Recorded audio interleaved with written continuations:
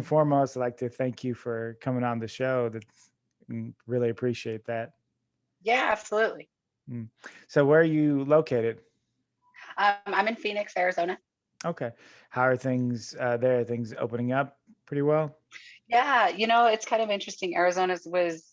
We kind of got the benefit, I think, of a lot of the COVID stuff. Yeah, we locked down. We did a lot of the stuff that the rest of the country did, but we've been open and functioning Mhm. normally, I want to say, or as close to normal as we can be for quite some time. So, Okay. I mean, masks are off in grocery stores, masks are off in the gym. They've been off in the gym for a few months now. Uh-huh. Um, social distancing, people are still kind of doing it, but for the most part, everybody kind of feels like it's back to normal. Yeah, yeah, that's good, especially when it comes to like fitness and training. That's kind of It important, was right? In important the gyms. So you didn't miss a beat as far as like training and everything like that during the. during COVID. Hmm. I did actually. Yeah, you did. Yeah. Okay. 2020 was actually supposed to be the year that I was going to compete in the USA's, which is what the show I'm prepping for now. Hmm. But my husband and I, we own a business. We actually own a meal prep and training company, which got Okay. affected by COVID. And of Mm. course, competition isn't all life, unfortunately. So we had to pause for a little bit and make sure that our affairs were in order. Without COVID, we wouldn't be where we're at now. So Yeah. I think the opportunity that we had, even though it was challenging and it was very tough. But we are, in fact, last Saturday when I won that show was our 1 year anniversary of opening our facility. Okay. So I'm in it now. I've got the lights off so you can see me better. Yeah. But yeah, so I mean, Yeah. we paused. It did some good things for me too, because at the time I was going hard. I was 180 pounds. I'm 140-ish right now. I was 180 pounds. I was going hard to bulk, but I had a lot of pain in my wrists and joints and injuries and stuff that I was just like, whatever, push through it. Yeah. So forcing us to slow down a little bit made it so I could have time to recover. So when I came back in wanting to prep for these shows, I was like a brand new person.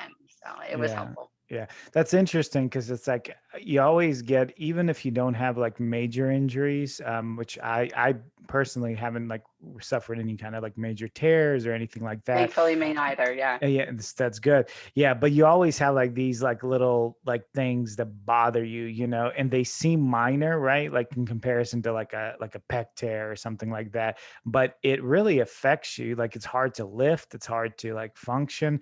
I've had issues with like tendonitis sometimes in my elbows and Precisely. stuff. It's Precisely. it's ridiculously like uncomfortable. It's an incredible feeling when you realize that pain is gone, that you Mhm. start lifting weights that used to be difficult. And Yeah, now they seem as if they're your warm up weight. Not only right. do you know you've made progression in muscle growth, but at the same time, you know you've healed from potential injury. And you kind of get an idea now of how much you had been inhibiting yourself by just pushing through. You know what I Right, mean? It's like, right, see, right. the rest is just as important. Right, absolutely. Yeah, that's kind of like what I ran into is just taking a step back sometimes allows you to make like two or three steps forward, you just have Yeah, to be patient, exactly. you know. Exactly. Yeah. So what you competed just recently, right? So can you talk Yeah. about that? Like what Oh, show I did you loved it. compete and Dennis everything? James Classic. Mhm. So 2019, Dennis James Classic was the last one. He had to cancel it for 2020 because it's Mhm. generally around June time. And if you think back to what COVID year was like, that was like Right. right in the heart of all the shutdowns. So he didn't get a chance to do that show. It just so happens, though, that my husband's mother and Dennis James' wife have known each other for a very long time. Oh, okay. Um, so we have kind of a connection with him. Dennis loves my husband. Charles is always giving him some great opportunities and whatnot. Awesome. But we already knew that we had planned for that show. But a few weeks before that, we ran into him at Fitness One, as a gym that he trains at about a Mhm. year, and he offered us an opportunity to sell our meal prep there as well and have a booth. So Nice. it's great, except for I'm the chef for my company. I cook all the food, and I was on peak week and had to make over 300 meals Oh, for a wow. show on Thursday, and I peaked Friday and then Saturday. But everything turned out exactly as it should. I planned ahead of time. I made sure that my mindset for peak week, I've done this now, this is my fourth show. I made sure that my mindset was set, like Mhm. clear. I decided that there was two places to be, either in the present moment or within my anxiety and stress, and only one of them was going to get me a medal. So Yeah. I chose the present moment, and I trusted that the people that I had in place to do what they needed to do would execute, and they did. And it was just a breeze. I had a blast. I don't think I felt a shred of stress on show day. Everything went smoothly. The show ran smoothly.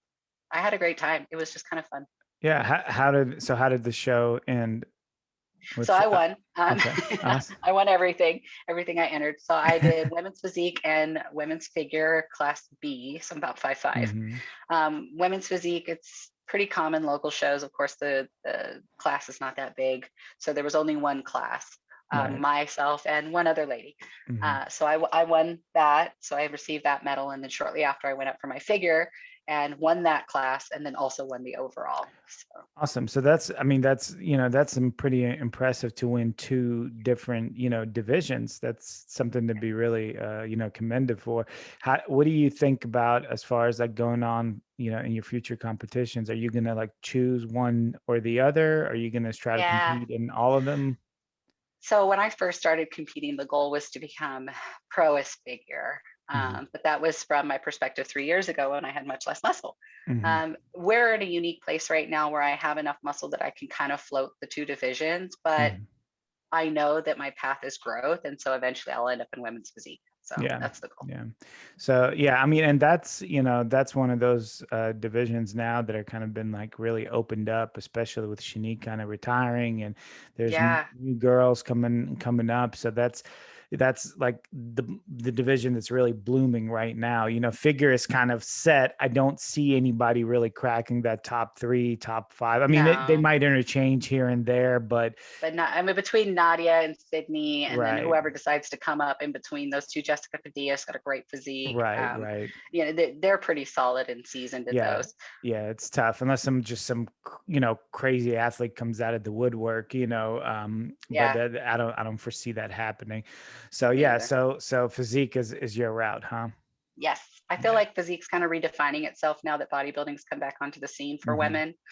There's going to be probably a little bit of transition periods where we see a little bit of the conditioning change a little bit because it needs Hmm. to become more definitive. Do we want striations? Do we not?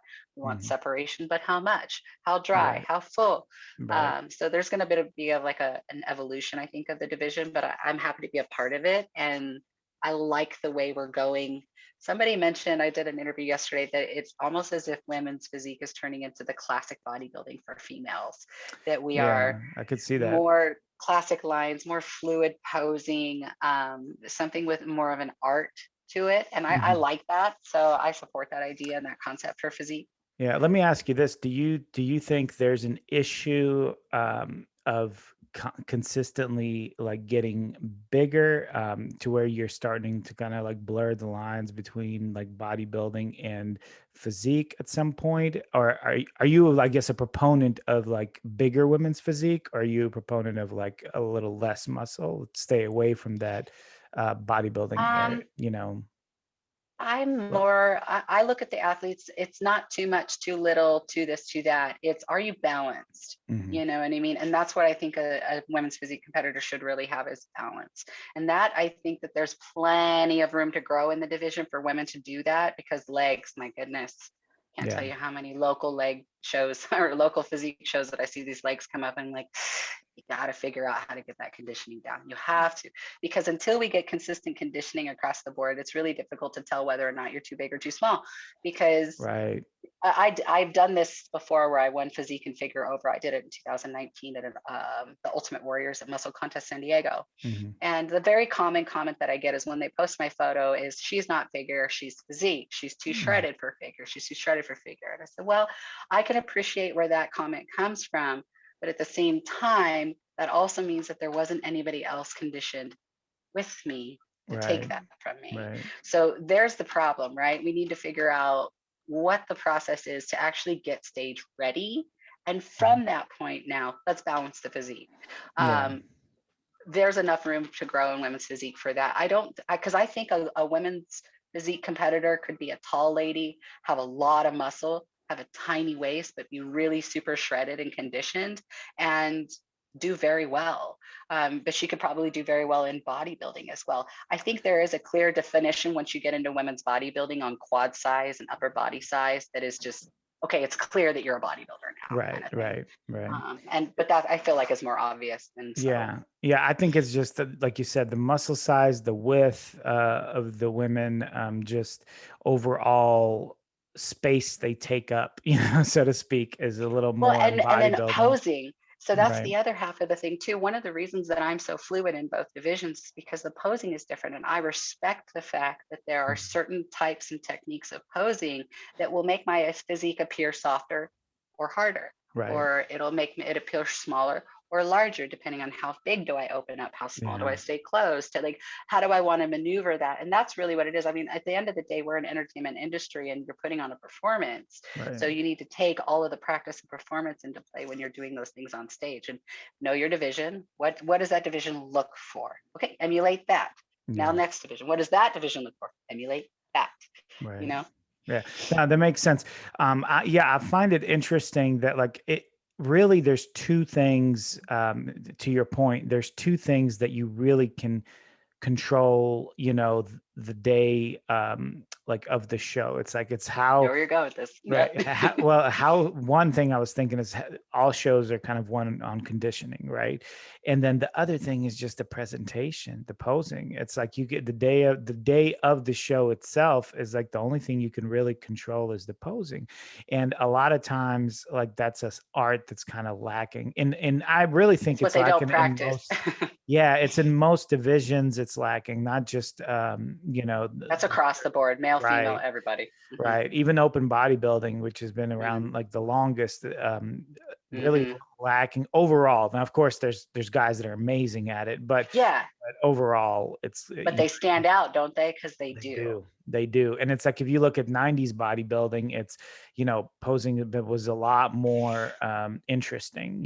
What there's a video on YouTube that it's like a documentary on Arnold and Frank, Hmm. and there's a video of him in a ballet studio Right. I've seen those with pictures. Yeah. yeah, and they're doing, and she's like, hey, your hands right here, you're looking at it, they're looking at you, so where you want them to look, you look, don't look at Right. them, look at where you want, and draw their eye around. Remember, they're Mm. with you every single way, Right. or every single moment. But I don't know if there's enough people taking that kind of seriousness in their posing Sure. and just across the board. But I think it adds so much to your performance that Absolutely. it'll place you higher just through Absolutely. confidence alone. Well, it's a subjective sport, to a Mhm. degree, right? Like, especially if you're Oh, talking about well, people. Yeah. Well, yeah. go ahead. What were you gonna I was say? gonna say it's incredibly subjective Yeah. Yeah. when everybody's on point. Right. Right. That's what I When meant. everybody's not on point, it's not quite as subjective. It's kind of like, Sure. well, that that's the best one, clearly, kind of thing. So, Right, exactly. And that's kind of like where I was going among like people that are kind of equivalent. Now it gets like subjective where who likes who and why would you. So it's a matter of impression. And it's like if you can yeah, impress the judges, one is impressing yeah. with your physique, but then the other one is how you present that physique. It's going to make all the Mhm. difference. That's Yeah. yeah, I tend to agree with you on that. And is that something that just comes to you naturally? You do it yourself, or do you have a posing coach that helps you with that? So I do it myself, but it is not natural. It is practiced and performed daily. I Hmm. tell all of my clients and anybody who asks me, if you want to be good at this sport, in between your sets, pose. In the morning after cardio, pose. Yeah. When you have time at night, go throw your show music on, pose. Because more than just getting better and comfortable with the movements, look, there's no mirrors in front of you when you're on stage. You have to feel it. And Right. if you haven't practiced it enough time to make it second nature, you're not going to do it on stage. Right. So I know that. And I know that my initial reason of entering bodybuilding was because I was incredibly self-conscious and I didn't like the way I looked. You can't find a full body photo of me to save your life before bodybuilding because I was just so self-conscious about the way I looked Yeah. in photos. Um, but taking that back into mind, kind of just taking your fear of what you think could go wrong and making it something that you can control, like that's my motivation behind posing. Also, if anybody knows my husband, I have to be pro Charles Curtis. He's Hmm. kind of known for his posing and his Right. fluidity. He used to be a dancer when he was younger, so he has flexibility and movement in his background. So he translates that to stage, and he's my coach, right? So Right. I also want to make sure that I'm not up there looking like a fool from somebody who's clearly like one of the best posers around. So Right. I gotta hold the name well. I didn't get Curtis That's for true. You nothing. got to do So it for the fam. You can't let the fam down. So, yeah, exactly. that's amazing. Yeah, it's a beautiful thing to do it like with your husband too. Be in the same industry, in the same field. You get different kinds of like feedback on that. Some people kind of don't like it because they're like, oh, it's too much button heads. Especially when people are prepping for a show close together. What do you find? Like, do you find that it's a benefit to be like in the same industry, or it's kind of, Do you want to know something really funny? yeah, go I have ahead. never prepped for a show that he has not always also been prepping as Oh, so well. you do it together essentially. We do it together all the time. Yeah. It's not by purpose, but we understand that we pick shows, and then so Mhm. those things kind of align. Yeah. It's so much easier for us because we do it together. Now, Right. it is that way because we both have a passion for the industry, and we both construct our lives around our industry. So Right. that's different. Um, if you have couples that have different jobs or different requirements or different responsibilities, Right. that's where I think some of the tears can happen, because who takes on what when the other person can. But Sure. we're so unified in everything that we do between business, family, personal progress and stuff like that. Like, we're just there catching each other every single time. So for us, it's incredibly beneficial. I don't know what I would do without him. Yeah, yeah, that's it. Yeah, like I said, that's a beautiful thing. So one thing I was going to ask, you mentioned about making all those meals while you were in prep. Do you, you're starving. Like, do you ever feel like like I'm going to have one of these meals that I'm making? No, because to No. be honest with you, this prep was so much easier than all my other preps. Yes, that Hmm. was a problem in my first prep. But as I'm starting to put more muscle on, I'm starting to learn that when the body's fed properly, you actually don't starve. You're not feeling hunger pains. You're Hmm. going to feel more fatigue. But I ate like pretty well. Like, I didn't even pull carbs the last week Oh wow. completely. I still had oats in every morning. So, and that's because I've developed enough muscle now that that requirement is there, right? Because once you get certain capacity of muscle passed by, you have to think now quantitatively, how many grams of carbs now or can this body hold? And Right. then you have to add in the separate factor of, yeah, you can't shove all those carbs down the throat at the same time because the body isn't conditioned to process that volume. So what we do is we end up starting with a little bit of a fill. So we have a buffer, and that you have safe digestion every 3 hours when you're starting to carb up. Mm. So for me, yeah, it wasn't that difficult to stay on my diet, because that's another thing. I also had beef in my diet every day all the way up until show. So I'm getting fats, I'm getting carbs, I'm getting proteins, I'm getting vegetables. I didn't have a need really to do Right. those things. But even if I did, our meal prep is prep friendly, so it wouldn't have killed me. As a matter of fact, when I do my prep on Mondays and Wednesdays for my clients, the extra is my meal prep. So whatever Oh, recipe the nice. clients are eating is the recipe that I eat You that week just as well. got it. Got it. Yep. Very cool. Very cool. So yeah, that's awesome. Well, so you essentially found like a formula that works for you and Yeah. for the near future. That's probably like what you're gonna follow, right? So Yeah. I would It's a lifestyle imagine. at this point. Yeah. Yeah. Do you what is your like principles on off season versus on season? Do you tend to gain a lot of weight in the off season? Do you stay like relatively lean? Like what are your ideas on that? Principles and theory are different from execution, right? We want to Hmm. have an idea of what our goal would be. The very first, every off season that I've approached has always been put on size. And the size factor came from a structured diet, which I followed, um, but I didn't adhere to it strictly. And Mm. so I did pay the price for that in a couple of ways. So between my first year and second year bodybuilding, I had put on probably a little bit more body fat than I should have, at least in my opinion. And so what that translated to was 40 minutes in the morning cardio, 40 minutes of the night cardio for like the first 8 weeks. Yeah. And what I realized with that is, yes, that does still produce a result, but is it necessary to stress my body that way? Hmm. The body is constantly looking for homeostasis and they're constantly looking for this balance, right? And so if I can keep my body relatively conditioned during an off season, but add size smartly, I'm going to Hmm. increase food, but I'm going to increase clean food, not Right. inflammatory foods like dairy and gluten and sugar and all of the Hmm. things that, we love to indulge in after a show. um, that if I could do it that way, then I would have much less stress on my body when I choose to put myself through a stressful time. And so that's what I did for the second off season. As I did it clean, I did have some extra stuff in there in the beginning, which is why I was a very round 180, but the look was different. And when we Hmm. were forced to cut down, the muscle that I was able to retain over time was more than I had Yeah. the previous year. Charles and I, my husband, we both have a very clear concept of we understand that we grow the most during prep, not because we're in prep, but because we're consistent. Hmm. So our goal now from here on out, because we've learned our lessons at this point, Hmm. is to be just as consistent into off season. So regardless of what happens in 7 weeks, the week after I'm going to be going into my growth phase, and I'm going to be Yeah. try to be as strict as possible. I will only be including cheat meals where they're required. But if it's going to go the way I think it is, because I've just seen him come off a bulk, I'm going to have so much damn food to eat. I don't think I'll have room for anything else. Because, Yeah. when you eat clean food, the volume is so much higher because the calories so much, they're not as Sure. calorie dense. So you do have to eat a lot of food. Right. It's not like one Snickers is like 5,000 calories. You can eat like a whole, like a whole Yeah. several meals with that amount of calories. Yeah. Yeah. And Very. aside from that too, I mean, doing that kind of bulking doesn't follow my what do you call it? My theory and my concept for my Hmm. clients.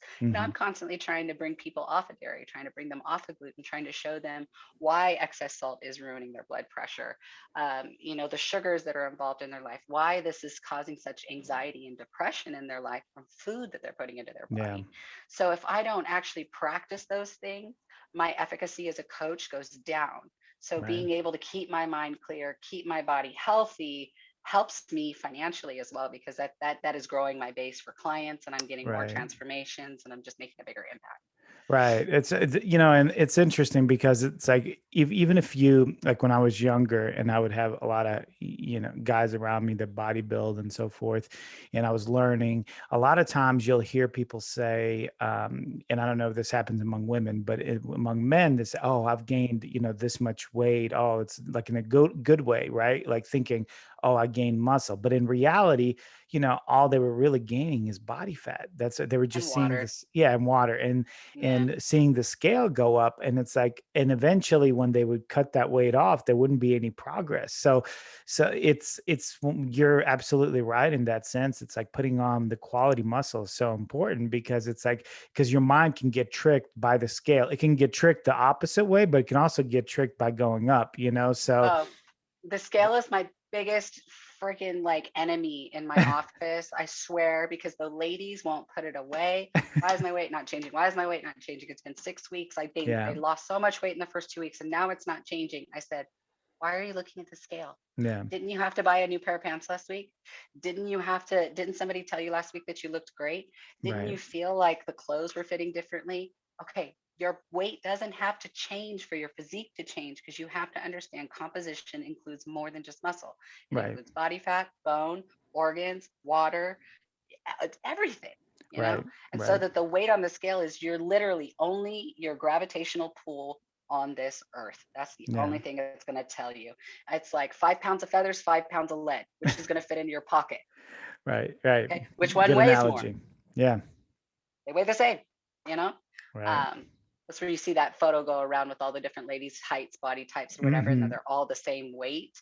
It's like, when are we going to get this through our head? The weight doesn't matter. It's what you look like and how you feel and the composition that Right. is really going to create Yeah, results. I often see that. Like sometimes somebody will put a post up and they'll be like, this is me at, 100 and, for example, like 130 pounds, but this is me at like 160 pounds, and 160 looks so much better than, 130. So it's like, it's not about the weight. My wife is like that too. She will lose inches. She will lose her physique will change, but the scale will stay exactly the same.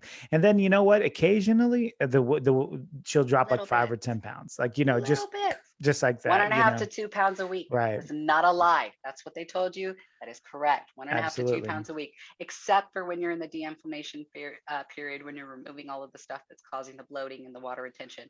That Right. can be anywhere from 7 to 10, sometimes 15 pounds, depending on your body type Sure, and your sure. genetics.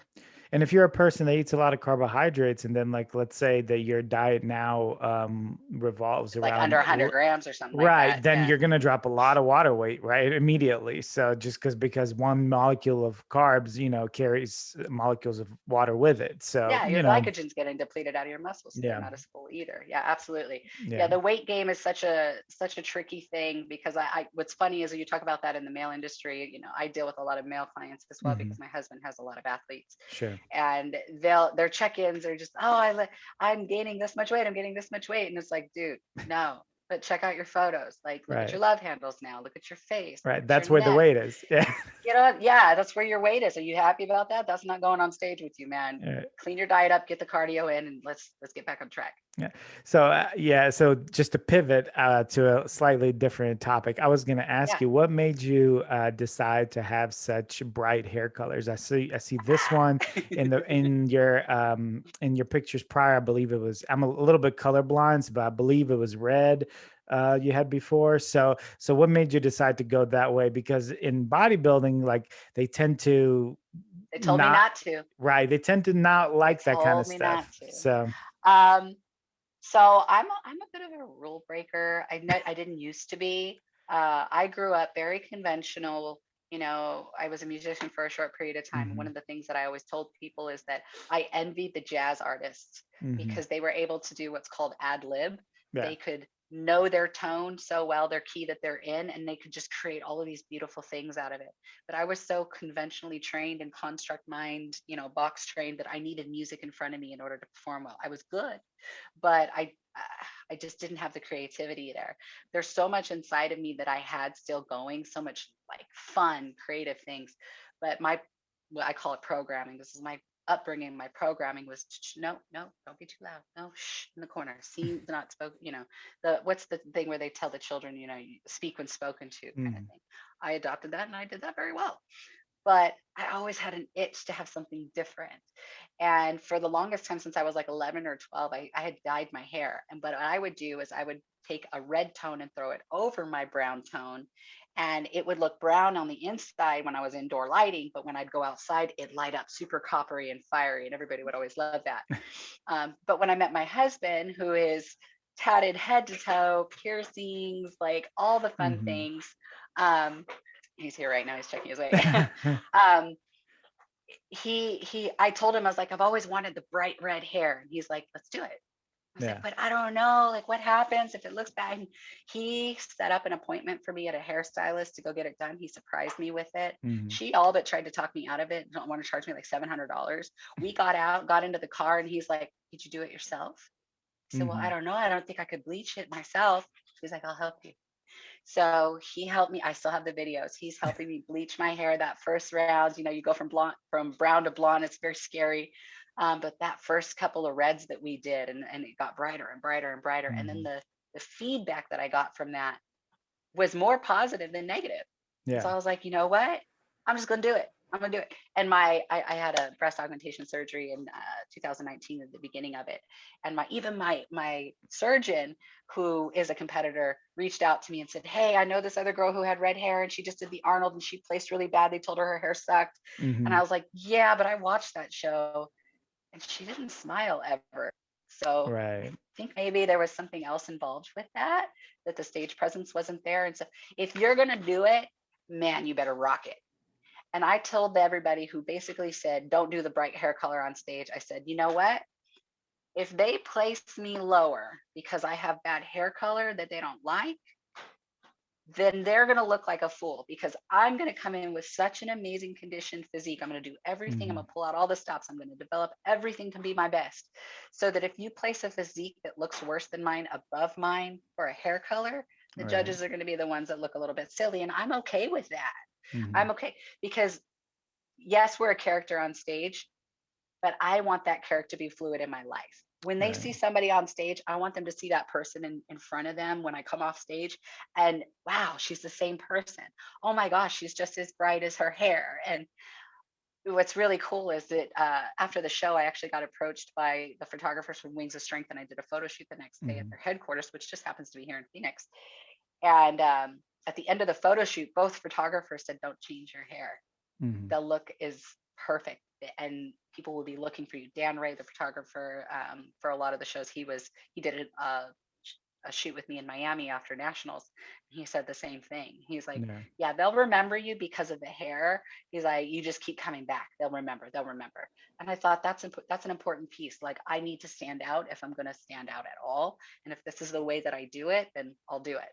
Now, I also have a great team. My suit sponsor, I let her decorate, is what I say. I said, "I'm gonna get the body ready." I said, "You pick the color, you pick the jewelry, you just decorate, because I want your creativity and what you do Hmm. best to show on stage, and I'll show my half." So I let her design everything. And the very first year that she worked with me, it was my hair color, my skin tone, and the Miami Beach that she used as inspiration. So she used like this really pretty green, and they were like kind of like the Dominican, like blocky Hmm. color, like really bright colors, and it looked amazing. She did the same thing with this suit here. She's like, "What do you think about blue?" I'm like, "I would have never chose blue. Obviously, there's red back here. I'm red and black everything. Red, black, Hmm. orange, warm tones." But she was like, "Let's do blue." And I was like, "You think it'll look good? Let's go." And she Yeah. did, and it looked totally awesome. It was like a superhero. It was like I had my what's that, Starfire or something like that. She has the big bright hair, and Hmm. then she has Hmm. like Hmm. the cool tone suit. And that's what it looked like. So Yeah, that's awesome. Yeah, I personally like it, but besides just yeah, and you're welcome. Besides just personally liking the hair color, I think it does, like what you already mentioned. I was going to mention, but you already beat me to it. I would think that it makes you unique, unique compared to everybody else who just has standard hair color. It's like it's something that people can remember you by. It's something that, if you notice any kind of entertainment, anybody who's successful has you're something different. unique about them. Yeah, it's never anybody that falls into the mold, because then how are they different from, from everyone else? Like, what makes you different? So, I mean, we could say physique, but there's a lot of Physique is people kind of with the arena that I have the most area to play, though, because let's be honest, a lot of the girls in physique are a little quirky. yeah, Some of that's the true. hairstyles that I see come up on stage when they braid it down or they do something else, like that's different. Yeah, yeah, that is true. That is true. So going forward now, you're prepping for USA's, right? Correct. That's so. Yeah. How far is that out now? 7 weeks on Saturday, I'll make the 7 week mark. 7 weeks. Okay.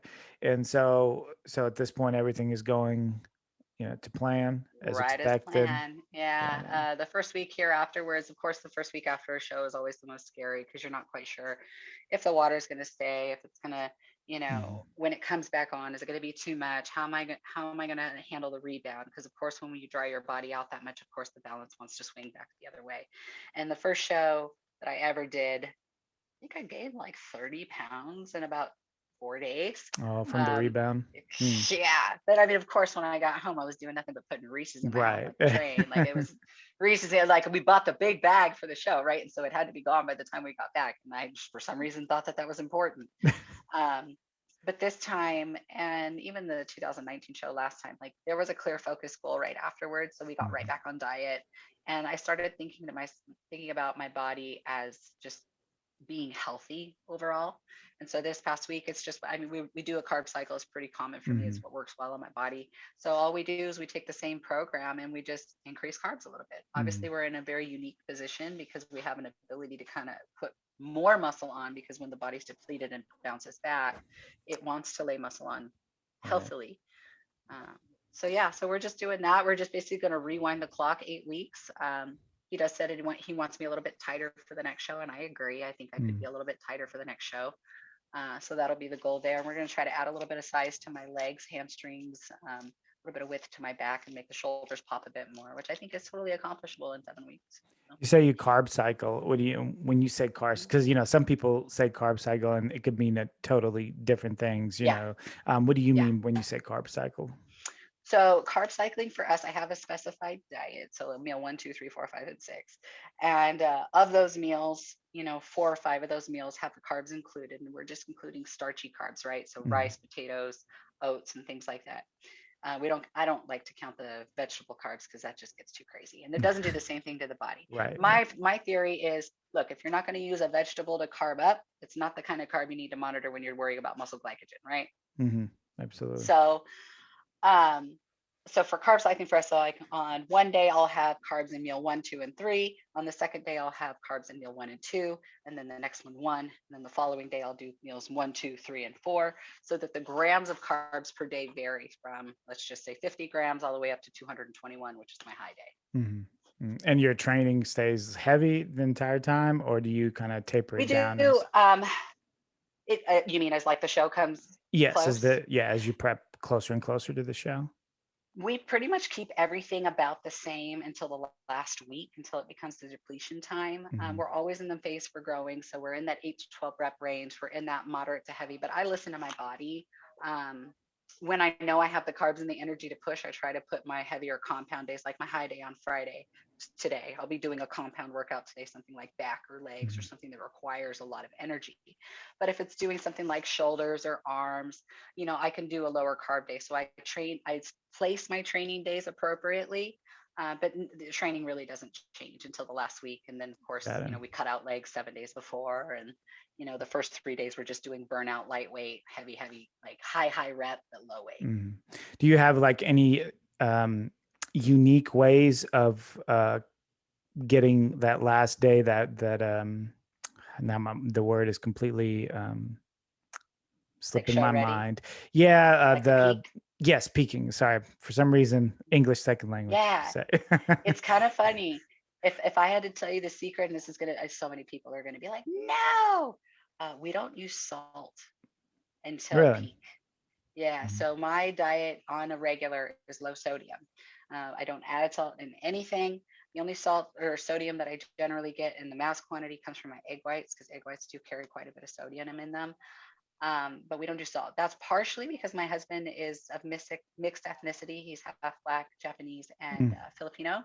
And so his genetics give him a predisposition to high blood pressure. I see. Okay. So we design our meal prep and diet around that to just kind of keep people healthy. But what that Yeah. does for us is that when we do add salt in, the effect that it has is incredible.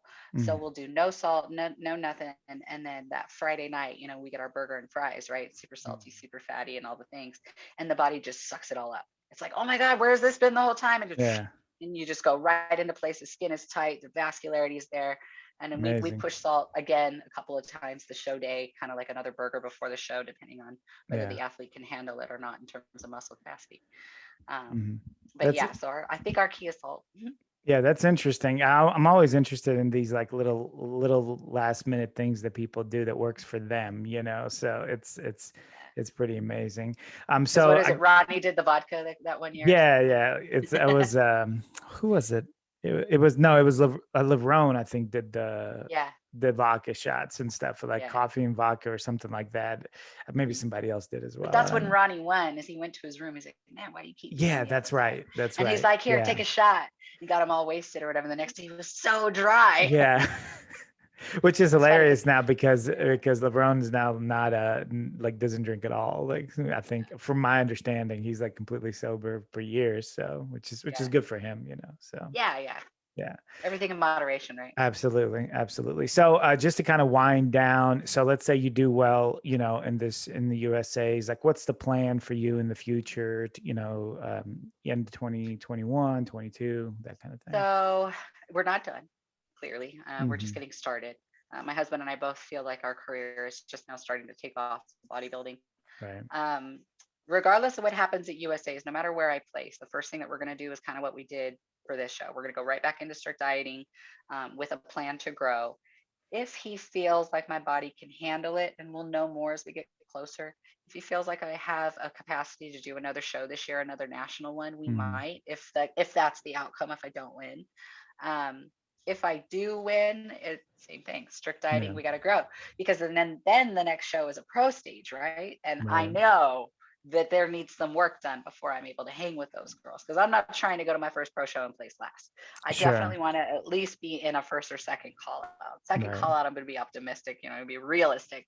I'd be happy with a second call out on a show, a pro show. But we're just going to keep going, just going to keep pushing forward and just see how far my physique will go. I'm not done yet. There's definitely things on my physique that I want more developed before I feel Mhm. like, all right, this is the look. Now I can refine. So Right. until that happens, I'm gonna keep pushing. Yeah, I mean I think that's the right idea because sometimes people will get their pro card and they will jump into a pro stage without like really doing any kind of work to get to that level, Some people can you do know? that though. Some Some people can do can, that. some Look at can. Rachel Daniels. Like, my God, that woman just, Yes. Yeah. NPC, pro, Olympia, done. One Right. year. I was like, Yeah. Yeah. wow. That But there are those like, freaks of nature, but that's what and it is. It's a freak right. of nature. It's a key opportunity. The division was right, the placing and the time was right for those things. And that's why you need a great coach, because your great coach will be able to see those opportunities for you and push you in the path to get you where you need to go. Sure. Yeah. Teamwork makes the dream work, right? That's what they say. Absolutely. That's what I It takes hear. a village. All right. So if just I'm gonna tag like all your company and everything down at the Thank bottom you. but for all those who don't like to read, you Yes. want to just kind of tell people how to contact you for your Yeah, nutrition needs and fitness questions and things of that nature. absolutely. The best way to get a hold of us is teamcx2.com. You can go onto our contact page and fill out the form that goes directly to my email. You get to choose your preferred trainer there.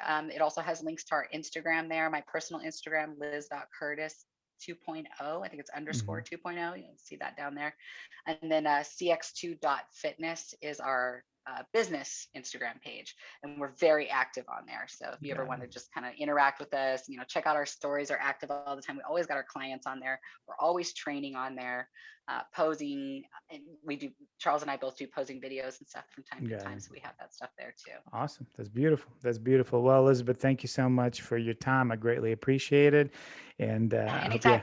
I hope you have a good rest of the day. You take care. Thank you. Thank Okay. you so much. No problem. Bye.